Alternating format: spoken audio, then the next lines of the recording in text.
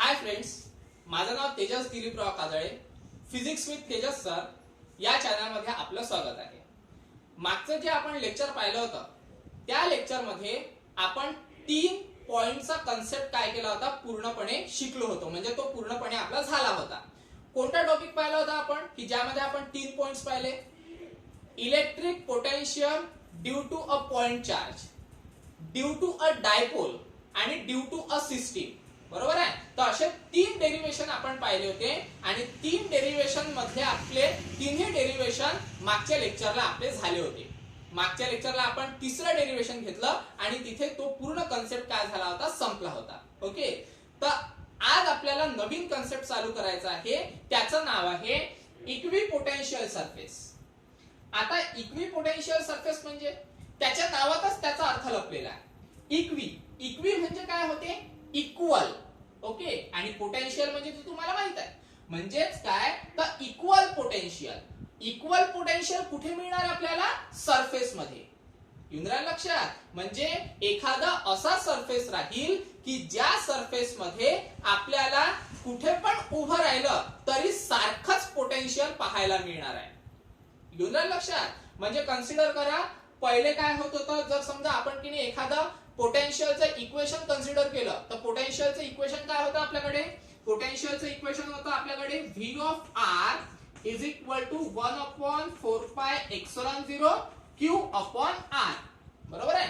हे पोटेन्शियलचं इक्वेशन आपल्याला माहित आहे.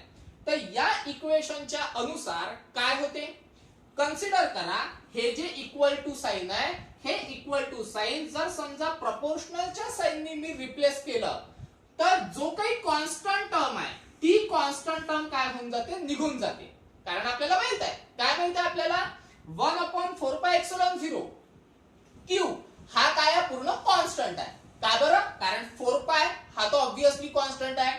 ε0 म्हणजे परमिटिव्हिटी ऑफ फ्री स्पेस हा पण कॉन्स्टंट आहे आणि सोबत माहित आहे का q पण कॉन्स्टंट आहे. फक्त व्हॅल्यू काय होत आहे तर व्हॅल्यू होऊन राहिला r. r म्हणजे काय असते? डिस्टन्स. बरोबर आहे. तर नेहमी पोटेन्शियलच्या फॉर्म्युलामध्ये व्हॅरी काय होत असते? डिस्टन्स व्हॅरी होत असते. म्हणजेच काय तर ही जी कॉन्स्टंट टर्म आहे ती कॉन्स्टंट टर्म निघून जाते आणि फक्त आपल्याला मिळते काय? 1/r. बरोबर आहे. म्हणजे मग आपले इक्वेशन काय तयार होते? Potential is inversely proportional to the r. आता inversely proportional to the r म्हणजे काय होते रे? Inversely proportional to the r म्हणजे काय होते? जे पोटेन्शियल आहे हे पोटेन्शियल माहित आहे का? जर समजा आपण डिस्टन्स जर समजा वाढवलं तर पोटेन्शियल आपल्याला कमी मिळते. पहा मी काय म्हणतोय, तर डिस्टन्स जर समजा आपण की वाढवलं तर पोटेन्शियल आपल्याला काय मिळते? कमी मिळते. आणि डिस्टन्स जर समजा आपण कमी केलं तर पोटेन्शियल काय मिळते? आपल्याला जास्त मिळते. बरोबर आहे. म्हणजे डिस्टन्सच्या अकॉर्डिंग आपल्याला काय मिळत असते? पोटेन्शियल मिळत असते नेहमी. पण आता इथे काय होईल माहित आहे का? डिस्टन्स कॉन्स्टंट राहणार आहे. म्हणजे तुम्ही माहित आहे का, अशा एक सरफेस आपल्याला मिळणार आहे की ज्या सरफेस मध्ये तुम्ही कुठे पण उभे राहा तर पोटेन्शियल आपल्याला काय मिळेल? कॉन्स्टंट मिळेल. मग पोटेन्शियल आपल्याला कॉन्स्टंट कधी मिळेल? ज्या वेळेस माहित आहे का, हा जो r आहे हा r काय मिळेल? आपल्याला कॉन्स्टंट पाहायला मिळेल. आलं लक्षात? कारण जर समजा r कॉन्स्टंट मिळाला म्हणजे माहित आहे का, सरळ सरळ v इज इक्वल टू काय होऊन जाईल? कॉन्स्टंट होऊन जाईल. आणि v is equal to constant म्हणजे कन्सिडर करा ही डायग्राम आहे. या डायग्राम मध्ये माहित आहे का, तुम्ही कुठे पण उभे राहा किंवा कुठला पण पॉइंट कन्सिडर करा. हा पॉइंट कन्सिडर करा, याला a म्हणा, किंवा हा पॉइंट कन्सिडर करा ज्याला p म्हणा. ओके, तर इथे माहित आहे का, potential at a okay is equal to काय मिळेल आपल्याला? Potential at a p. म्हणजे या सरफेस मध्ये तुम्ही कुठे पण उभे राहिले तरी पोटेन्शियल आपल्याला काय मिळणार? सारखंच मिळणार. जर समजा असा एखादा सरफेस असेल की जिथे पोटेन्शियल आपल्याला सारखं मिळत असेल थ्रू आउट द सरफेस, तर त्या सरफेसला म्हटलं जाते इक्विपोटेन्शियल सरफेस. त्या सरफेसला काय म्हटलं जाते? इक्विपोटेन्शियल. म्हणजे या सरफेस मध्ये तुम्ही कुठे पण उभे राहिले तरी पोटेन्शियल काय मिळणार? आपल्याला सारखंच मिळणार. आलं लक्षात? मग पोटेन्शियल सारखं कधी मिळेल? ज्या वेळेस डिस्टन्स कॉन्स्टंट राहील. म्हणजे r जर समजा कॉन्स्टंट असेल तर पहिले माहिती आहे का का 1/4πε0 इंटू क्यू हे तर कॉन्स्टंटच होतं, त्याच्यात आता आर पण कॉन्स्टंट, म्हणजे पूर्ण टर्म काय झाली आपली तर कॉन्स्टंट झाली. आता पूर्ण टर्म कॉन्स्टंट म्हणजे पोटेन्शियल कॉन्स्टंट. येऊन राहिलं लक्षात. म्हणजे आता काय होईल माहित आहे का, इक्विपोटेन्शियल सरफेस मध्ये जे पोटेन्शियल आहे हे थ्रू आउट द सरफेस आपल्याला काय मिळणार तर कॉन्स्टंट मिळणार. इथपर्यंत आलं लक्षात. ओके, तर कन्सिडर करा. आता याच स्टेटमेंट पासून मी काय करतो सुरुवात करतो. काय म्हटलं होतं मी, माझ्याकडे काय आहे एक पोटेन्शियलचं इक्वेशन आहे. काय आहे पोटेन्शियलचं equation, V is equal to Q upon, किंवा असं करू आपण 1/4πε0 क्यू अपॉन आर. ठीक आहे. पण या स्टेटमेंटच्या अनुसार डिस्टन्स व्हॅरी होते, पण आता आपण इक्वल पोटेन्शियल मध्ये असल्या कारणाने जे डिस्टन्स आहे ते डिस्टन्स पण काय राहील सारखं राहील. ओके, म्हणजे डिस्टन्स काय मिळेल आपल्याला कॉन्स्टंट मिळेल. आणि डिस्टन्स जर समजा कॉन्स्टंट मिळालं, कन्सिडर करा आर जर समजा कॉन्स्टंट आपल्याला मिळाला, म्हणजेच माहित आहे का पोटेन्शियल पण काय मिळेल आपल्याला कॉन्स्टंट पाहायला मिळेल. इथपर्यंत आलं लक्षात. पोटेन्शियल कॉन्स्टंट म्हणजे कन्सिडर करा या सेंटरला मी क्यू पॉइंट घेतो. ओके, डायग्राम जर दिसत नसेल तर स्क्रीनशॉट काढून झूम करून पाहण्याचा प्रयत्न करा. ओके, हा जो सेंटर आहे या सेंटरला मी क्यू पॉइंट घेतो आणि इकडे कुठेतरी माहित आहे का पी पॉइंट घेतो. येऊन राहिलं लक्षात. आता इथे होते काय पहा, कन्सिडर करा मला जर समजा की क्यू पॉइंटचं पोटेन्शियल पाहिजे असेल तर ते क्यू पॉइंटचं पोटेन्शियल काय मिळेल मला व्ही. ओके, आणि पी पॉइंटचं पोटेन्शियल पाहिजे असेल तर ते पी पॉइंटचं पोटेन्शियल काय मिळेल मला व्हीपी. बरोबर आहे. पण आपण माहित आहे का इक्वल पोटेन्शियल मध्ये असल्या कारणाने सरळ सरळ माहित आहे का आपल्याला इक्वेशन काय मिळते, VQ is equal to V P. येऊन राहिलं लक्षात. आपल्याला पोटेन्शियल काय मिळते, VQ is equal to V P. म्हणजे potential at a point Q आणि potential at a point P काय राहणार सारखंच राहणार. कोणाच्या डेफिनेशननी तर इक्विपोटेन्शियलच्या डेफिनेशननी. डेफिनेशन मी तुम्हाला पहिल्याच सांगितलेली आहे की तुम्ही त्या सरफेस मध्ये कुठे उभे राहिले तरी पोटेन्शियल काय मिळणार सारखंच मिळणार. तर मिळालं पोटेन्शियल सारखं. कोणाच्या डेफिनेशननी तर इक्विपोटेन्शियलच्या डेफिनेशननी. इथपर्यंत आलं लक्षात. त्याच्यानंतर आता इथे होते काय पहा, कन्सिडर करा जर समजा एखादा पॉइंट मी पी कन्सिडर केला, या पॉइंटवर एखादा चार्ज आहे. ओके, आता माहित आहे का हा जो चार्ज आहे या चार्जचं माहित आहे का डिस्प्लेसमेंटच होणार नाही. आता तुम्ही म्हणाल सर डिस्प्लेसमेंट काऊन होणार नाही, तर डिस्प्लेसमेंट याच्यासाठी होणार नाही कारण आर काय आहे आपला कॉन्स्टंट आहे. आर म्हणजे काय तर डिस्प्लेसमेंट. डिस्प्लेसमेंट तिथे कॉन्स्टंट राहणार, म्हणजे तिथे माहित आहे का डिस्प्लेसमेंट मध्ये कोणताच चेंज होऊ शकणार नाही. आता डिस्प्लेसमेंट मध्ये जर समजा चेंज होत नसेल म्हणजेच काय होऊन राहिलं, तो जो काही डिस्प्लेसमेंट आहे त्या डिस्प्लेसमेंट आर म्हणजे कॉन्स्टंट कन्सिडर करा. Okay, change in displacement. Change in displacement म्हणजे काय घेतो तो आपण dr. बरोबर आहे. म्हणजे आर चा कन्सिडर करा सरळ सरळ डेरिव्हेटिव्ह चेंज इन डिस्प्लेसमेंट, आणि कॉन्स्टंटचा डेरिव्हेटिव्ह काय होतो नेहमी सरळ सरळ 0. म्हणजे डिस्प्लेसमेंट मिळत आहे का आपल्याला नाही. मग डिस्प्लेसमेंट जर समजा मिळत नसेल, ओके, तर जे वर्क डन आहे ते वर्क डन काय मिळेल आपल्याला 0 मिळणार. म्हणजेच इन शॉर्ट इक्विपोटेन्शियल सरफेस मध्ये वर्क डन आपल्याला मिळणार नाही. वर्क डन तिथे काय मिळेल आपल्याला 0 मिळेल. लक्षात. तर हे जे वर्क डन आहे हेच वर्क डन आपल्याला 0 दाखवायचं आहे कशामध्ये इक्विपोटेन्शियल मध्ये. म्हणजे कशा पद्धतीने इक्विपोटेन्शियल मध्ये वर्क डन काय मिळेल आपल्याला 0 मिळेल. तर ते आपल्याला काय करायचंय प्रूव्ह करायचंय. तर कसं प्रूव्ह करायचं पहा, एकदम इझी आहे प्रूव्ह करायसाठी. हा तर कन्सेप्ट सांगितलं मी कसा आहे तर. ओके, आता पहा एकदम 2-4 स्टेप मध्ये प्रूव्ह होते. V is equal to 1/4πε0 Q upon R तर माहितच आहे तुम्हाला. त्याच्यानंतर आपण हे पण म्हटलं होतं की जो R आहे म्हणजे डिस्टन्स आहे ते डिस्टन्स काय मिळते आपल्याला कॉन्स्टंट मिळते. बरोबर. त्याच्यानंतर मी तुम्हाला हे सांगितलं की आपल्याला 2 पॉइंट कन्सिडर करायचे आहे. एक VQ कन्सिडर करायचं आहे म्हणजे सेंटरला मी Q म्हटलं तर तिथलं जे पोटेन्शियल आहे ते पोटेन्शियल मिळेल मला VQ. ओके, आणि एक P पॉइंट कन्सिडर करणार आहे तिथलं जे पोटेन्शियल आहे ते पोटेन्शियल मला मिळणार आहे VP. ओके, म्हणजे पोटेन्शियल ऍट Q आणि पोटेन्शियल ऍट P. आता मला काय पाहिजे वर्क डन पाहिजे.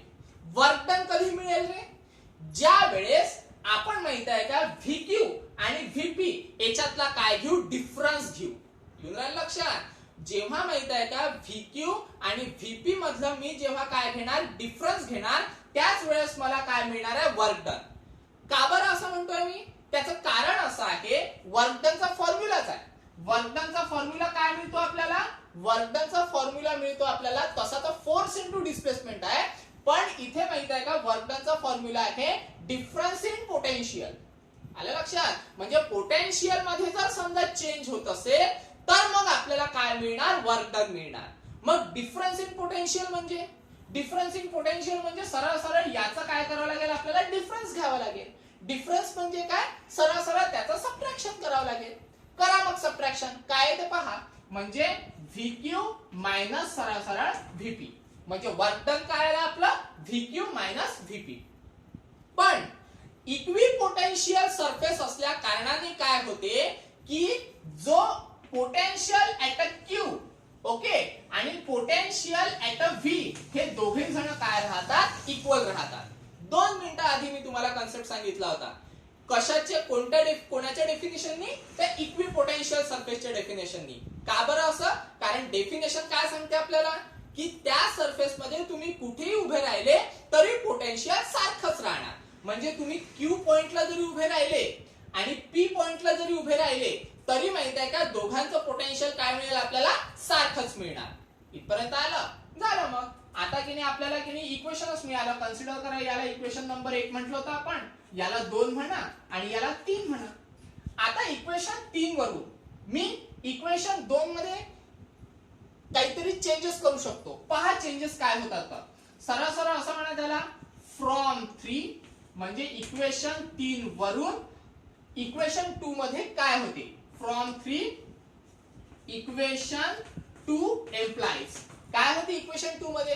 सरळ सरळ माहित आहे का आपण व्हीपी च्या जागेवर व्हीक्यू ठेवू शकतो का, कारण सारखीच क्वांटिटी आहे ना, तर ठेवू शकतो आपण. तर ठेवा, काय होते बघा मग, डीडब्ल्यू इज इक्वल टू हा जो व्हीक्यू आहे हा ऍज इट इज ठेवा, ओके, आणि व्हीपी च्या जागेवर काय ठेवायचं आपल्याला, व्हीक्यू, म्हणजेच व्हीक्यू मायनस सरळ सरळ व्हीक्यू, ओके, आणि व्हीक्यू मायनस व्हीक्यू काय होईल, कॅन्सल होऊन जाईल. म्हणजेच आपल्याला जे वर्क डन आहे ते वर्क डन काय मिळणार, आपल्याला 0 वर्क डन मिळणार.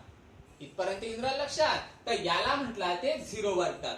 म्हणजेच काय, तर आपण जे सांगितलं ते सगळं प्रूव्ह झालं. काय प्रूव्ह झालं, आपण काय म्हटलं होतं की जर समजा इक्विपोटेन्शियल मध्ये जर समजा डिस्टन्स कॉन्स्टंट राहील म्हणजे तिथे कुठल्याच प्रकारचं डिस्टन्स होणार नाही, म्हणजे डिस्टन्स आपल्याला मिळणार नाही किंवा डिस्टन्स चेंज होणार नाही. आणि जर समजा डिस्टन्स चेंज होत नसेल तर वर्क डन तिथे होणार नाही. आणि वर्क डन जर समजा झालं नाही तर पोटेन्शियल काय मिळेल आपल्याला, चारी साइडनी इक्वल मिळेल. त्याचं कारण असं आहे, का बरं पोटेन्शियल आपल्याला इक्वल मिळते, त्याचंही कारण सांगतो. पहा, work done is equal to 0. आता वर्क डनलाच आपण काय म्हणत असतो, पोटेन्शियल म्हणत असतो.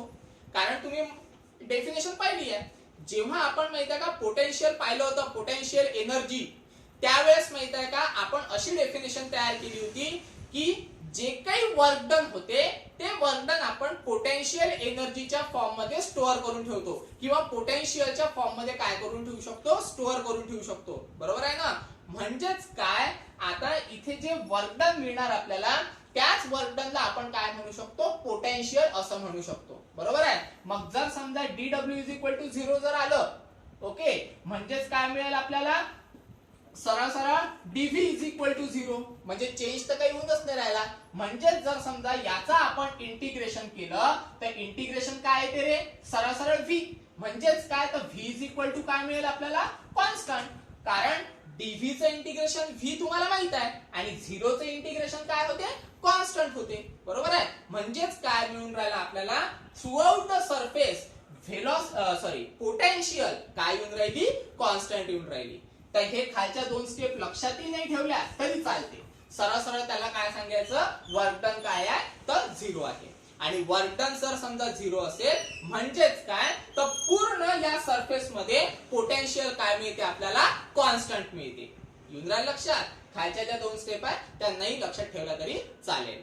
ठीक आहे, तर याला म्हटलं जाते इक्विपोटेन्शियलचा सरफेस. आता इथे काय होते पहा, जे वर्क डन आहे ते वर्क डन माहित आहे का आपण दुसऱ्या प्रकारे पण काय आणू शकतो, झिरो आणू शकतो. पहा कशा पद्धतीने, तर एकदम इझी आहे. आता कन्सिडर करा वर्क डनचा फॉर्म्युला काय असतो. काय असतो वर्क डनचा फॉर्म्युला, डीडब्ल्यू घेतलं मी, ओके, आणि वर्क डनचा फॉर्म्युला काय असतो, फोर्स इनटू डिस्प्लेसमेंट. ओके, आता इथे माहित आहे का जे डिस्प्लेसमेंट आहे ते डिस्प्लेसमेंट मी घेतो डीएस. डीएस का बरं, कारण माहित आहे का आपल्याला काय पाहिजे, सरफेस पाहिजे. ओके, म्हणजे त्या सरफेस मध्ये जे काही डिस्प्लेसमेंट होणार ते डिस्प्लेसमेंट घेणार मी डीएस, किंवा असं कन्सिडर करा एक स्मॉल सरफेस कन्सिडर करू आपण. ओके, ते इथे कुठेतरी माहित आहे का एक स्मॉल सरफेस कन्सिडर करतो मी, ज्या सरफेसला काय म्हणतो मी, डीएस असं म्हणतो. ठीक आहे, आता याचा जर समजा व्हेक्टर फॉर्म घेतला तर व्हेक्टर फॉर्म काय येतो त्याचा, डीएस बार. बरोबर आहे. आता इथे होते काय पहा, कन्सिडर करा जो फोर्स आहे तो फोर्स कोणामुळे मिळणार मला, तर या इलेक्ट्रोस्टॅटिक फोर्समुळे किंवा या इलेक्ट्रिक फील्डमुळे. म्हणून मग मी काय करतो, हा जो फॉर्म्युला आहे हा फॉर्म्युला एफ इंटू डीएस न लिहिता मी हा फॉर्म्युला लिहितो ई बार इंटू डीएस बार. ठीक आहे, म्हणजे वर्क डन कोणामुळे मिळत आहे मला, तर इलेक्ट्रिक फील्ड मुळे. मग फोर्स कोण अप्लाय करेल, तर इलेक्ट्रिक फील्ड फोर्स अप्लाय करत आहे, म्हणून मग फोर्सच्या जागेवर मी लिहिलं इलेक्ट्रिक फील्ड. आणि डिस्प्लेसमेंटला आपण काय म्हणत होतो, डीआर. पण डिस्प्लेसमेंट कशात होत आहे, त्या सरफेस मध्ये होत आहे, म्हणून मग मी सरफेसचा एक तुकडा कन्सिडर केला, त्याला काय म्हटलं, डीएस बार.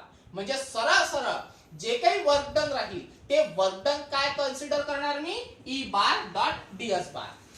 आता ई बार डॉट डीएस बार म्हणजेच काय, तर व्हेक्टरच्या इक्वेशनच्या अनुसार, म्हणजे व्हेक्टरचा एक फंडा आपल्याला माहित आहे. काय आहे तो फंडा, ए बार डॉट बी बार. बरोबर आहे. ए बार डॉट बी बार जर असेल तर त्याला आपण काय लिहू शकतो रे, सरळ सरळ ए बी कॉस थिटा. बरोबर आहे. तर कन्सिडर करा ई बारच्या ठिकाणी आहे ए बार, बी बारच्या ठिकाणी आहे डीएस बार. म्हणजे सरळ याला मी काय लिहू शकतो, सरळ लिहू शकतो मी ई डीएस कॉस थिटा. बरोबर आहे. आता थिटा म्हणजे काय, अँगल. कोणामधला अँगल रे, ई बार आणि डीएस बार मधला अँगल. ठीक आहे. आता नेहमी लक्षात ठेवायचं, इथे माहित आहे का सरफेस, ओके, आणि इलेक्ट्रिक फील्ड हे एकमेकांना काय आहे, तर परपेंडिक्युलर आहे. ठीक आहे, डायग्राम दिसत नसेल तर स्क्रीनशॉट काढून झूम करून पाहण्याचा प्रयत्न करा. ओके, तर सरफेस आणि इलेक्ट्रिक फील्ड एकमेकांना काय आहे, परपेंडिक्युलर आहे. म्हणजेच काय, तर हा जो थीटा आहे हा थीटा आपल्याला काय मिळणार, तर 90 डिग्रीचा मिळणार. मग सिंपली एक काम करा, डीडब्ल्यू ऍज इट इज ठेवतो मी. ओके, त्याच्यानंतर is equal to E DS cos theta, म्हणजे कॉस, त्याच्यानंतर थीटाच्या जागेवर काय ठेवावं लागेल मला, 90 डिग्री. आणि कॉस 90 म्हणजे काय होते तुम्हाला माहित आहे, कॉस 90 म्हणजे 0. म्हणजे सरळ सरळ D W as it is. Okay, त्याच्यानंतर is equal to E into D S as it is cos 90. Cos 90 म्हणजे काय होते, सरळ सरळ 0. आणि 0 इंटू एनिथिंग, सरळ सरळ 0. म्हणजेच काय, तर डीडब्ल्यू ची व्हॅल्यू पुन्हा काय मिळाली आपल्याला, 0 मिळाली. आलं लक्षात. तर अशाही पद्धतीने आपण काय करू शकतो, त्याला प्रूव्ह करू शकतो. आणि त्याच्यानंतर मी तुम्हाला सांगितलंच आहे की वर्क डन जर समजा 0 असेल, ओके, म्हणजेच माहित आहे का आपल्याला पोटेन्शियल काय मिळते, सरळ सरळ constant through out the surface. आणि पोटेन्शियल जर समजा कॉन्स्टंट असेल थ्रू आउट द सरफेस, म्हणजेच काय, तर इक्विपोटेन्शियल ऑफ सरफेस. येऊन राहिलं लक्षात. तर याला म्हटलं जाते इक्विपोटेन्शियल. म्हणजेच याच्यावरून आपण काय कन्क्लुजन काढू शकतो, असं कन्क्लुजन काढू शकतो की जेव्हा सरफेस हा इलेक्ट्रिक फील्डला जर समजा परपेंडिक्युलर डायरेक्शननी असेल किंवा नॉर्मल डायरेक्शननी असेल, तेव्हा माहित आहे का आपल्याला इक्विपोटेन्शियल पाहायला मिळेल. काय म्हणतो मी, ज्या वेळेस सरफेस, म्हणजे एखादा जर समजा मी कन्सिडर केला सरफेस, आणि त्या सरफेसला परपेंडिक्युलर डायरेक्शननी जर समजा इलेक्ट्रिक फील्ड मिळत असेल, तेव्हा माहित आहे का तेव्हा आपल्याला काय मिळू शकते, इक्विपोटेन्शियल सरफेस पाहायला मिळू शकते.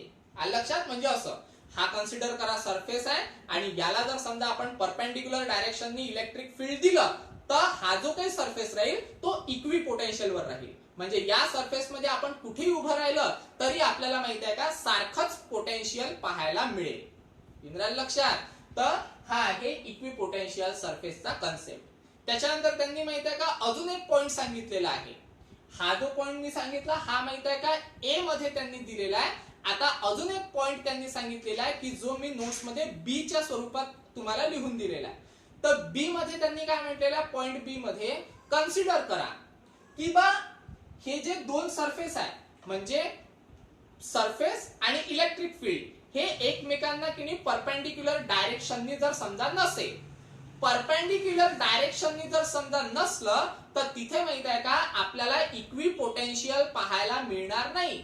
तिथे पोटेन्शियल माहित आहे का डिस्टन्सच्या माध्यमातून कमी किंवा जास्त होऊ शकते. लक्षात? जसं मी तुम्हाला पहिले सांगितलं होतं म्हणजे जर समजा चार्जच्या जवळ गेलो आपण तर पोटेन्शियल वाढेल आणि चार्जच्या समजा दूर गेलं तर पोटेन्शियल काय होईल, कमी होईल, असं होऊ शकते.